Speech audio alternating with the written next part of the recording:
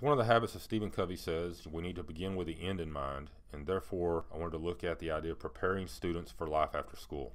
This is Wes Hickey, Director of the School of Education at the University of Texas at Tyler, and what I want to do right now is kind of follow up on an article that I saw recently that said Canyon ISD helps prepare students for life after school.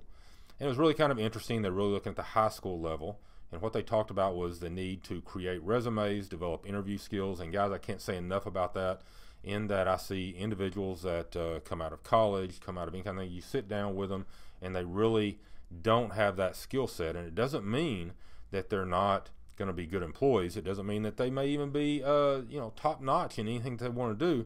But if they haven't practiced those particular skill sets, they're going to have a hard time convincing any committee that's going to be talking to them that they are at the level of professional behavior and professional skills that they need to be effective in the job. And so teaching them things like how to appropriately dress when they walk in. Oftentimes, if you've done any, you see people don't know how to do it. How to have eye contact, how to shake hands, how to do different things like that. Those basic areas, and then obviously how to be prepared for the questions that you know are going to come up on the interview. And so I think what Canyon right there is very important, what they do with their high school kids as they go out.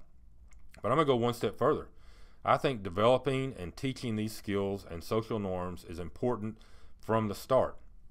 I walk into elementary buildings all the time, and there are students that want to come up there and high-five me or whatever, but the bottom line is when I try to reach out and shake their hand, they don't even know how to do it. And I think when we go into our elementary schools, we ought to teach them how to shake hands, how to look at people, how to communicate and greet in a way that will help set the foundation for them to be more successful later on. And I think in that process, to be honest with you, is that I think that it also helps build relationships. If you make it a regular habit of when you see a student saying, hey, how are you doing, and shaking his or her hand the way it needs to be shaken, and I even think with her, in this day and age, that's an important thing to do as well. You start doing shaking hands and making sure that they know how to greet and answer people.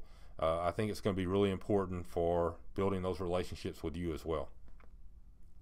And here at UT Tyler, let us know what we can do, and remember to inspire and educate, be architects of human potential.